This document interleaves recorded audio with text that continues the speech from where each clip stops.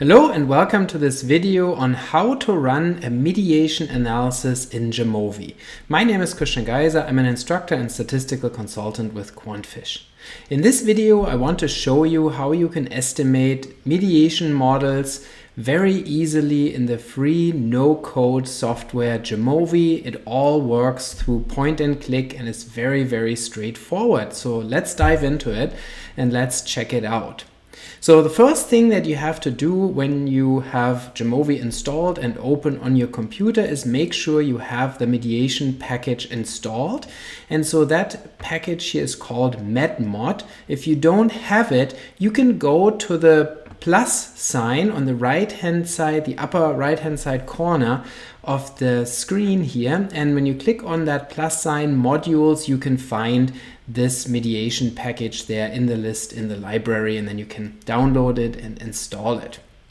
Next, we need data. And so I'm going to open a data set by clicking here on the icon on the upper left hand side corner of the screen. And so here you can then either click file that you have already used recently, or you can go to open and select a file from the folders here by going to browse. And so in this case, I already have an Excel file here for my mediation model that is named path.xlsx. Notice that Jamovi is able to open a variety of data file formats, including SPSS, Excel, simple text files, and others. So we're going to open this path.xlsx file, and then this contains our three variables, x, m, and y, for a simple mediation model with three variables. You could have more mediators, you could have more complicated models with more x variables as well, as we will see here. So then next we go to the medmod module and click on GLM mediation model. And so you can see that this is designed for a single dependent variable, so it's not suitable for path models that include more than one dependent variable. However, you can have more than one mediator, you can have more than one categorical exogenous variable under factors, and you could have more than one covariate. So it covers a lot of different cases of mediation. So let's get started and let's put our dependent variable y here in the relevant field, and then put the mediator into the mediators field, and our x variable, which in this case is continuous, is entered as a covariate. If you had a binary factor, if you had, like, let's say an x variable that represents a control and an experimental group, then you would enter it in the factors field right here.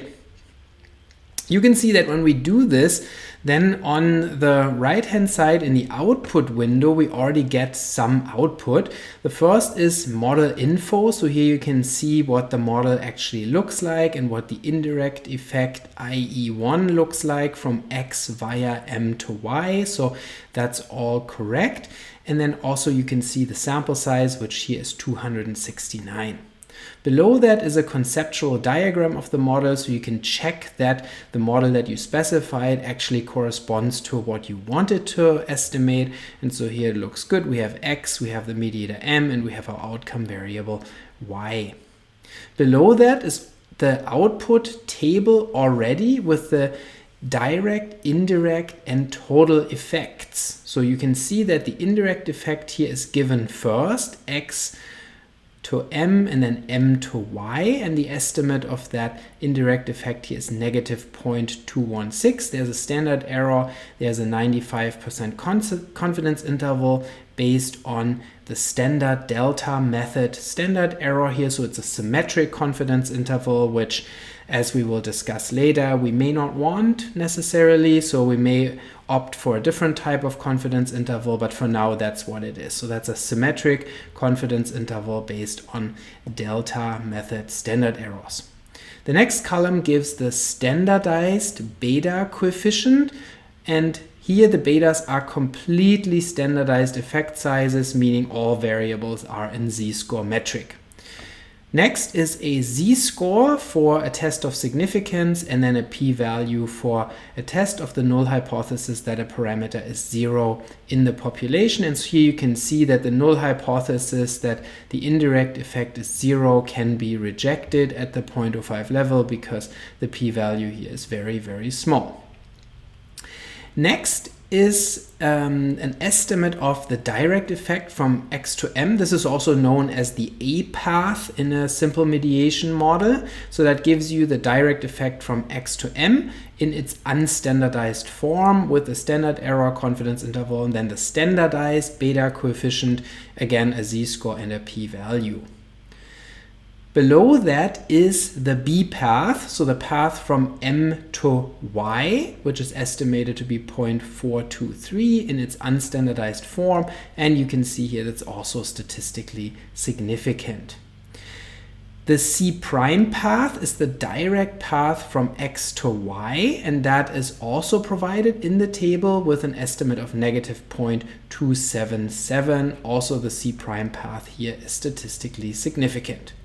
The total effect is then the sum of the direct effect plus the indirect effect, and that is provided in the last row of this table, and the total effect here is negative 0.494. So it's a very comprehensive table that looks pretty good. It's already in line with APA style for the most part, so it's nice that it's presented like this very conveniently, where you can get pretty much everything that you would want. Now, as I mentioned earlier, we may opt for a different confidence interval though with indirect effects, because indirect effects are known to not be normally distributed, and so the product of two or more coefficients should be tested ideally with an asymmetric confidence interval, which you can obtain through bootstrapping. And so we can do that by going to mediation options.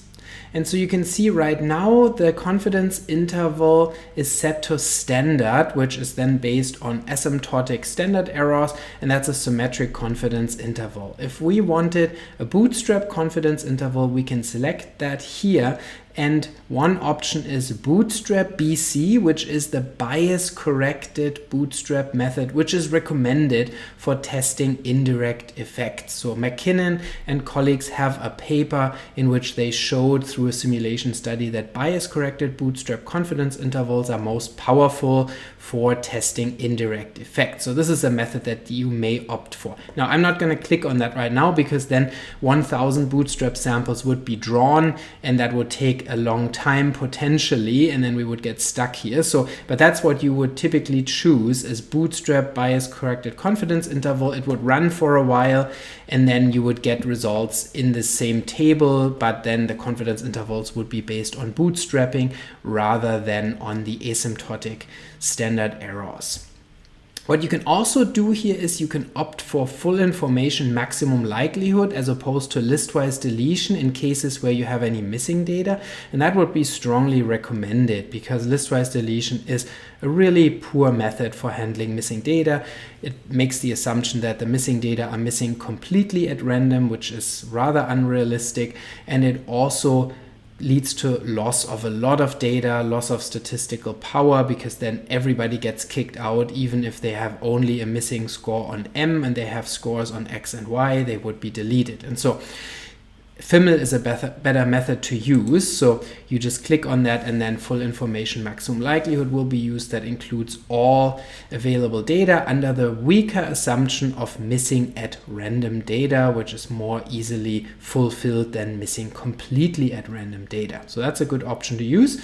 And then also, if you like, you can look at the individual regression analyses for each dependent variable. So when you click on that, then you get additional output tables where we have the regression of y on x separately, the regression of m on x separately, and then also the full model predicting y through both m and x separately, along with ANOVA tables and F statistics. So that may or may not be of interest to you. You can get those as well. So in summary, This is a really good option if you want to run a quick mediation model and you don't have access to commercial software for path analysis or SPSS macros or something like that. You can just simply download Jamovi. You can do your mediation model. It's really straightforward. It works great. It gives you pretty much everything that you need for mediation models with a single outcome variable.